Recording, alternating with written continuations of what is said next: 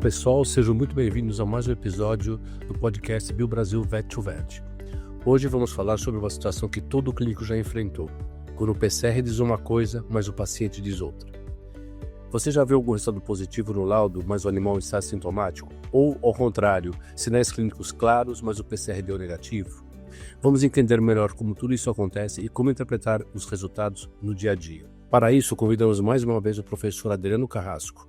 Para quem não conhece ainda, o professor Adriano Carrasco é mestre em clínica médica e doutor em microbiologia. Atualmente é professor da Universidade Estadual do Centro-Oeste e coordenador do Departamento de Doenças Infecciosas e Parasitárias da mesma faculdade. Professor, seja muito bem-vindo. Boa tarde, ou bom dia, ou boa noite, depende de qual horário que vocês estão ouvindo isso. E vamos fazer esse bate-papo para a gente conversar um pouquinho justamente sobre essa dúvida, né, que cerca bastante, não só com relação às provas moleculares, mas uma prova geral, que essa muitas vezes pode acontecer, apesar de não ser tão frequente, mas pode acontecer essa discordância clínica da apresentação clínica do animal e dos exames laboratoriais, né? Porque a gente sabe que a gente trabalha com exames, que existe uma série de situações que pode ter o envolvimento de um resultado positivo ou não, ou coisas do gênero, mas eu acho que a gente precisa começar a conversar um pouquinho sobre isso para que essa compreensão fique mais clara para todos. Eu sempre comento que o ideal, né, se a gente vivesse ou tivesse situações ideais,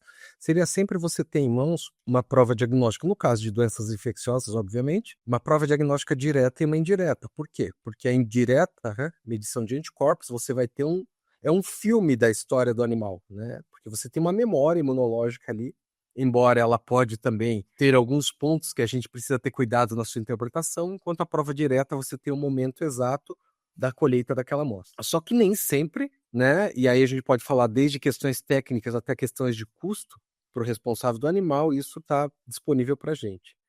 E cabe a gente, como profissional, saber escolher qual o exame e saber interpretar aquele exame. Eu vou partir de um princípio, muitas vezes, que até existe uma certa dificuldade, vou dizer assim, que é a relação laboratório-clínico. Eu acho que é importante que a gente comece a trabalhar de uma forma mais conjunta, porque aqui no nosso laboratório, aqui na universidade, a gente recebe amostras externas também até dos nossos clínicos, e a assertividade do diagnóstico, ela aumenta significativamente quando o clínico entra em contato com o laboratório antes para trocar uma ideia de qual amostra colher e como colher, porque isso é crucial.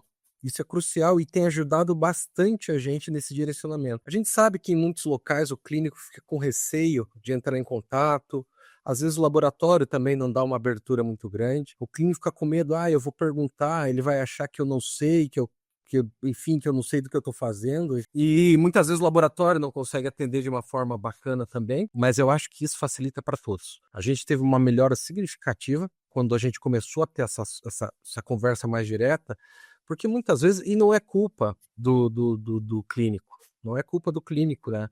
Porque as tecnologias diagnósticas, elas vêm surgindo e muitas vezes eles não sabem exatamente qual técnica está sendo usada naquele momento no laboratório. E já surgiu o momento que a gente fala, olha, agora não adianta colher isso, porque o teu teste provavelmente vai dar negativo.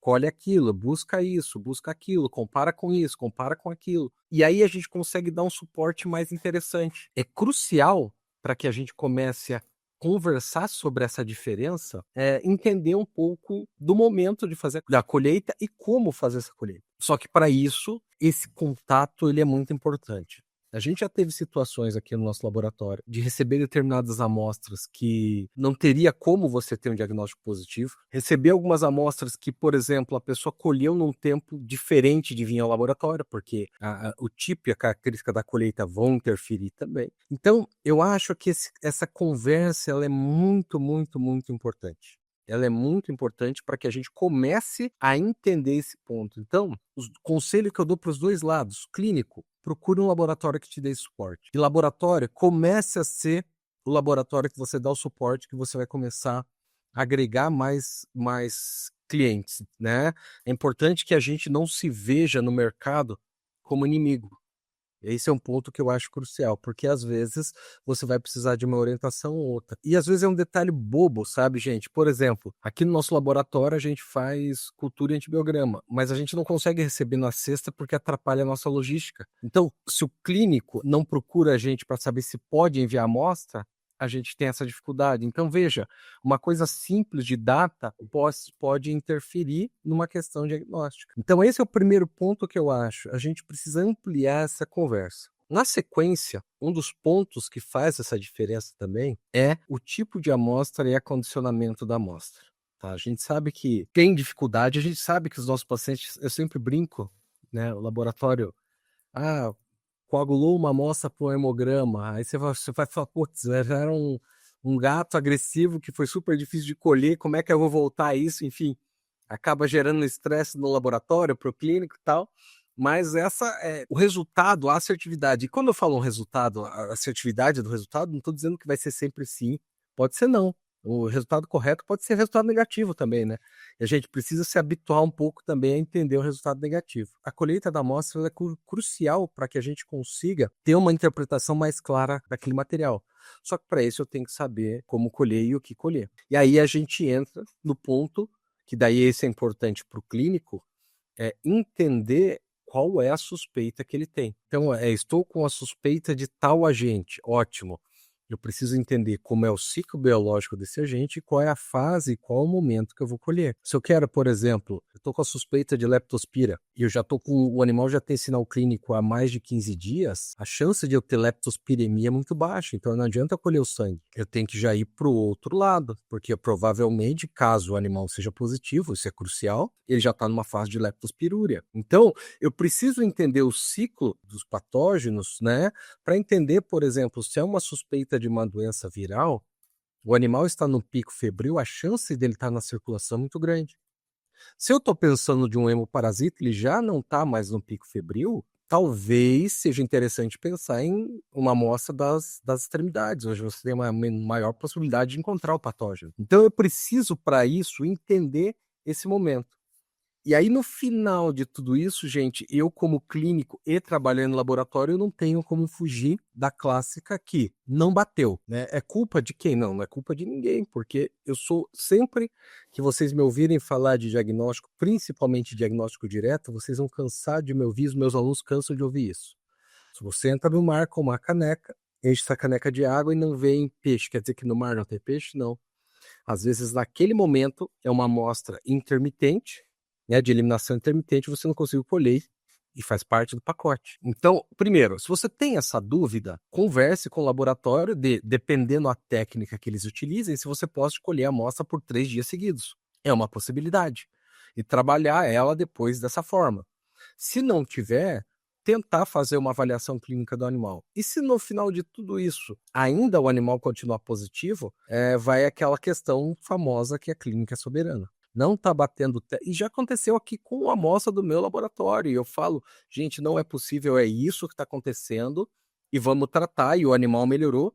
E faz parte, a gente não tem um teste que eu possa dar 100% de garantia do resultado dele. Porque são tantos fatores que vão influenciar que podem dar essa diferença, certo? Porque não é todo animal que você vai colher a amostra exatamente no momento exato, você está próximo ao laboratório, vai chegar. Então, quando você tem uma cidade maior como São Paulo, às vezes esse tempo do motoboy pegar a amostra de um lugar e levar por outro pode dificultar uma questão diagnóstica, preciso ter isso em mente. Então, e agora? Agora, se aquela amostra que você tem um laboratório na própria estrutura sua, se é um hospital, enfim, que é o nosso caso aqui, que a gente colhe a amostra, que eu sei o tempo que eu levei da colheita da amostra até lá, que eu coloquei no meio correto, que fiz tudo, o protocolo correto, foi processado da maneira correta e deu negativo, é porque naquele momento ou o animal é efetivamente negativo, se ele não tiver sinal clínico, ou ele não estava eliminando, né? A gente tem vários agentes que a eliminação não é contínua. Então, e é por isso que a gente chama de exames complementares, porque o exame físico acaba sendo o principal. E às vezes acontece isso com outros exames, não é só com uma prova diagnóstica, uma prova molecular. Quantos, só dando um exemplo aí para os colegas como clínico, quantos e quantos animais a gente vai fazer uma ultrassonografia exploratória e o ultrassonografista fala, nossa, o rim do animal está destruído, mas você vai lá ver, creatinina está 0,8, ureia está baixa também, e acontece. Então a gente precisa começar a entender isso, que da mesma forma precisa de uma interpretação e uma questão do clínico trabalhando aí de forma conjunta ao laboratório.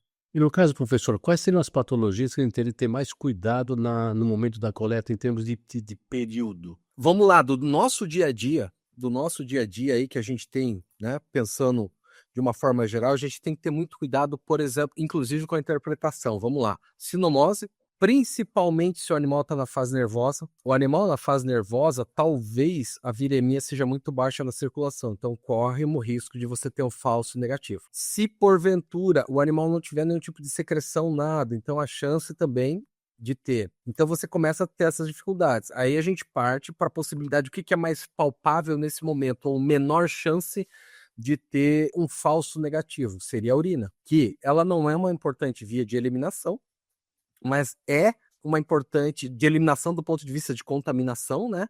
Mas ela é uma importante onde você vai ter possibilidade de fazer uma detecção molecular ali. Então, a urina acho que seria interessante. Ah, mas deu negativo na urina, mas está batendo com o sinal clínico. Gente, aí teria uma possibilidade, mas eu acho que ela não é nada viável. Já vou explicar por que seria uma função de líquor. Vamos fazer uma dosagem de vírus no líquor. Só que, gente, fazer uma punção de líquor em um animal com sinomose, o risco de ter um agravamento, uma piora, ou inclusive uma hérnia, ela é muito grande. Então, eu não recomendaria, não recomendo fazer, mas seria, teoricamente, uma possibilidade. Agora, encontrou um animal negativo nos testes moleculares e com a clínica de sinomose, só a parte neurológica, continua pensando em sinomose. Não descarte a possibilidade. O teste, nesse momento, é mais para confirmar do que para descartar alguma coisa. Eu acho que a gente tem esse cuidado. Tem algumas estratégias que poderiam ser utilizadas, por exemplo, se você tem 100% de certeza que o animal não é vacinado, você pode fazer o teste de anticorpo, que talvez te dê algum tipo de resposta, mas mesmo assim não é algo que você vai ter um diagnóstico conclusivo. Outro cuidado que a gente tem que ter, por exemplo, vai fazer o teste da FIV. Só que o teste rápido da FIV ele é anticorpo e a prova molecular é direta. Então você ter uma incongruência dos dois testes é completamente comum e explicável. Então você pode ter um animal FIV positivo, ou seja, fez o teste rápido, deu anticorpo, mas ali no teste PCR deu negativo. Você está comparando banana com maçã, são testes de características distintas. E por fim, o que exige aí uma conexão muito grande laboratório e clínica, só exemplificando nesse sentido, é o da PIF. Lembrando que a PIF é causada por um coronavírus, é um coronavírus, principal hipótese, trabalha-se, né, que é uma mutação do coronavírus entérico, que o entérico ele é assintomático, uma doença branda. Então, muitas vezes você pode ter um positivo na molecular, mas não necessariamente o animal está com o PIF, porque o molecular vai detectar positivo para o coronavírus. Então, eu preciso ter um cuidado clínico, fazer uma ultrassonografia para ver se é uma PIF seca ou PIF úmida. Agora, não, ele é uma PIF úmida, eu colhi o material ali da efusão abdominal e fiz dele e deu positivo. Não, aí é outros 500. Aí você trabalha o animal efetivamente como um animal positivo. Mas são cuidados, são detalhes que você precisa ter. As hemoparasitoses também tem que ter bastante cuidado com relação a isso, ver o que você está procurando, ver a fase que você está procurando, ver muito histórico do animal. A gente, por exemplo, tem que ter cuidado hoje, de uma forma bem importante, com essa questão da doença não tem aqui, ou da doença tem aqui, porque aqui na nossa cidade, por exemplo, recentemente a gente não tinha descrição, por exemplo, de erliquiose, porque a gente não tinha a presença do carrapato. Só que a gente já está tendo descrição de casos autóctones.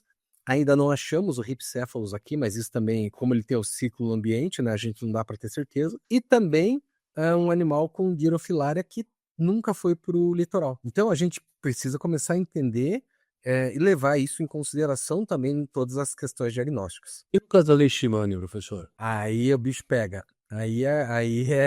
Eu brinco que eu tomara que eu nunca precise diagnosticar aqui, porque a gente sabe que o pacote que vem com ela, né? A gente tem colegas aqui, Foz do Iguaçu, que é muito próximo, tem essa grande imbróglio, digamos assim, porque lá eles têm a leishmania como corriqueira já, e aí você tem que saber Agora, eu não sei ainda, salvo o melhor juízo, se a vacina já voltou a ser comercializada ou não. Eu acho que ainda não. No caso dos anticorpos, mas aí o fabricante da vacina disse que não é a concorrência, não é um anticorpo detectável pelo teste de anticorpo. Mas aí você vai fazer um teste de detecção direta, né, a leishmania, e aí, se possível, né, se você conseguir fazer por meio de uma punção de medula óssea, onde você tem maior possibilidade de detecção do agente, e fazer uma molecular dali, fazer uma lâmina dali, para você tentar efetivamente ter o diagnóstico conclusivo da leishmania, que também a gente tem que ter bastante cuidado, né? Mas a leishmaniose, do ponto de vista de prova direta, a interpretação não é tão difícil, o problema mais acaba sendo indireto. E aí mudou muito também, né, Wagner? Esse é um ponto que a gente precisa também ressaltar com relação à leishmania, que hoje não tem mais aquela questão, por uma alteração de legislação, de eutanásia, né? Então, hoje, com essa mudança na lei, também dá uma folga para o clínico ou mesmo para o laboratório fazer uma nova coleta, fazer uma nova amostra, então, até mesmo pela gravidade da enfermidade. Eu acho que vale a pena, se tem uma dúvida clínica do animal, não, o animal está com tudo, tal, deu sorologia positiva, mas deu PCR negativo, vamos acompanhar, vamos repetir o PCR em 15, 30 dias, fazer uma punção de medula óssea, pela gravidade, obviamente, relacionada ao patógeno. E outra pergunta, a última, professor, prometo. Interferência vacinal. Importante também. Depende do tipo de vacina. Geralmente, depende do tipo, da forma que foi utilizada a vacina. A gente sabe de algumas doenças que você pode ter esse tipo de problema. Do ponto de vista nosso, algumas vacinas, elas podem até interferir ou podem dar uma reação falso positivo, principalmente aquelas que usam agentes vivos, né? Algumas vacinas de parvo são agentes vivos. Aquelas que são recombinantes, teoricamente, né, pela própria descrição do laboratório, não é para ter nenhum tipo de interferência. Mas aquelas vacinas vivas, aquelas vacinas que têm um composto de multiplicação no hospedeiro, sim. E aí eu recomendo, na dúvida, pelo menos 30 dias pós-vacinação, fazer algum teste. Antes disso, eu não acho que é recomendado. Quando eu estou falando nisso, nos 30 dias, por que 30? Por que não 15? Porque a gente está extrapolando ao máximo, Warner. Porque assim, pode ser que com 10 já não tenha, mas a gente trabalha, obviamente, tanto no diagnóstico como na parte de doenças, com a famosa curva de Gauss. A gente vai ter o indivíduo com alto resposta, que pode durar mais, e outros com dura menos. Então a gente joga no limite máximo ali para a gente conseguir ter uma garantia melhor. Então eu recomendo pelo menos 30 dias aí da vacinação, a não ser que seja essencialmente importante fazer esse diagnóstico antes. Caso contrário, avaliar qual que é o antígeno utilizado para poder fazer essa avaliação. Se for antígeno recombinante, Wagner, teoricamente, biologicamente falando, não tem interferência. Porque o recombinante, ele não tem o material genético, não tendo material genético, eu não vou detectar ele, né? Então, eu parto desse princípio. Se é recombinante, se foi a vacina recombinante, deu positivo, o animal, ele estava com a gente ali ou antes ou depois ele se infectou. Mais uma vez, eu te agradeço muito. Foi super valiosa a sua participação. Espero que a gente possa fazer outros podcasts nesse sentido também. Muito obrigado. Imagina, à disposição. Gostou do episódio de hoje? Então compartilhe com os colegas e sigam nosso podcast para não perder os próximos. No próximo episódio vamos falar sobre testes rápidos versus PCR. É hora de mudar?